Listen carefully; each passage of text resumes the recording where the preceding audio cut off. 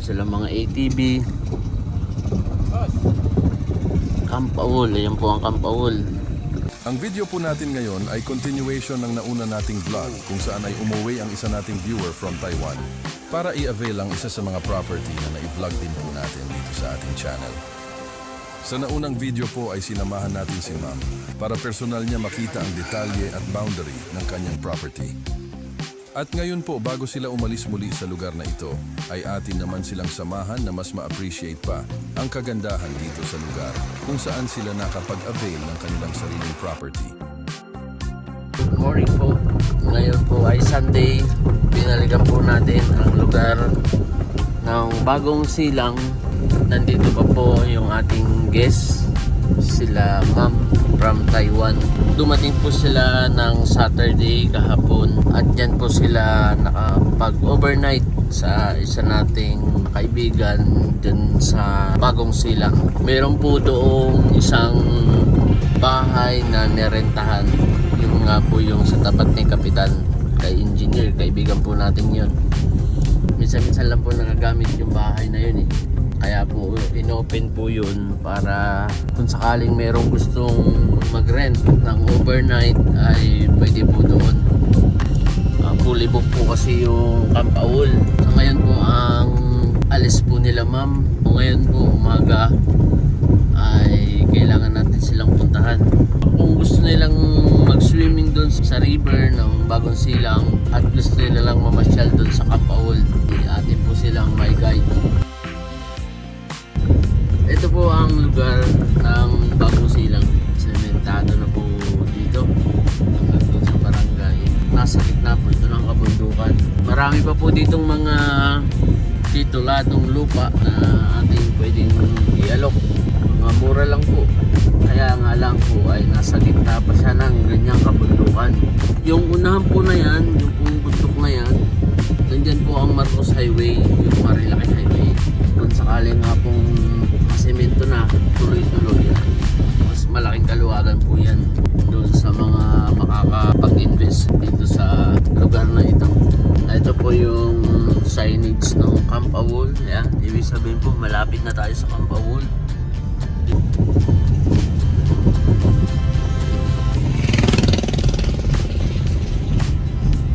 Marami na pong nakabili dito. Oo, pabundukan po yan. Maraming mga waterfalls, mga malinis na river. Sila man po ay meron pong nakuhang property, kumbaga nabili po nila o bibilhin po nila. O, meron na po kaming closed deal transaction from Taiwan. Siya po ay umuwi sa Pilipinas para po bayaran yung property. Nung time na nandun pa po siya sa Taiwan, nakita niya po sa vlog natin, nag-reserve po siya ng halaga para po sa kanya mapunta yung property na yun. Isa po yun sa na-vlog natin. Nakalimutan ko po yung vlog number, pero yun po ay maganda kasi mayroon pong river, may malinis na tubig, batis, may mga lagoon. Tiningnan nila kahapon yung mga documents, so nakompleto namin bago siya dumating. Mayroon pong extrajudicial settlement yung ating mga seller, na tapos na rin po namin ipapublish. At yun po ay hawak na namin yung result. At the same time yung mga ID, PSA ng mga seller, meron pong may patay. Kinuha po namin lahat yun ng mga dokumento. So ngayon, kompleto po yung ID na i-present po namin kahapon. Then babalik po sila Ma'am by next Saturday para po doon sa payment naman. Doon naman po kami kay attorney. Ito nga po pala yung gate na ng, kumbaga, bakod na po ng Kampaul. Isa yan sa na-vlog po natin, yung Kampaul. Pero hindi po tayo ang nakabenta nito. Pero isa rin po yan sa nakapanood sa ating vlog. Fully book po yan lagi. Pag Saturday, Sunday, ayan po ang kanilang parking lot. Mayroon pa rin po doong parking sa baba, pero puno din po yun.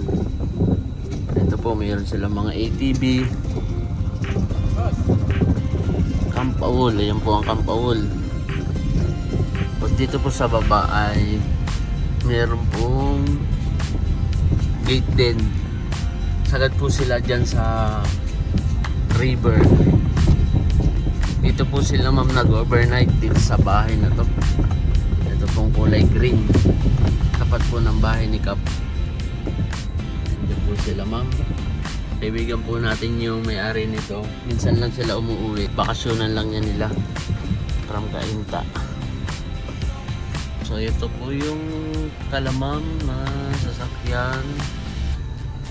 Ito po yung isang gate ng Camp Awol. Puno din yung parking. Yan po ang Camp Awol. Ano? River. Ito naman.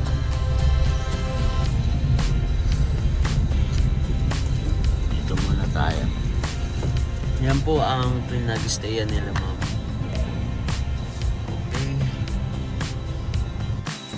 Ito na nga po yung napakaganda at napakalinaw na river dito sa Bagong Silang.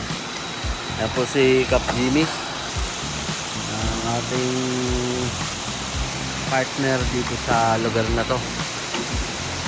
Yan pong mga kahoy na yan ay ihaharang namin doon. Kasi ang usapan po namin nila ma'am tsaka yung dalawa niyang brother ay maliligo sila ngayon dito. So ngayon po yan po ay haharangan para tumaas yung tubig. Ganun lang po ang technique dyan. Taas po yan.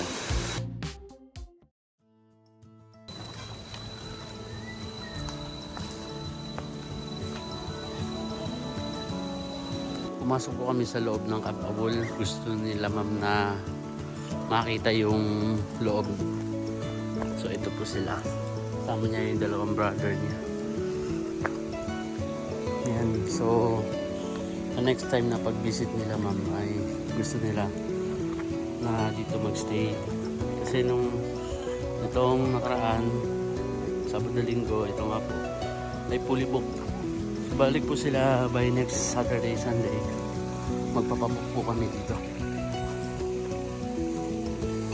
Ayun po maganda yung sa may tabi ng river, pwede mag-tent. Ito pala yung meron dito, yung mga koi fish.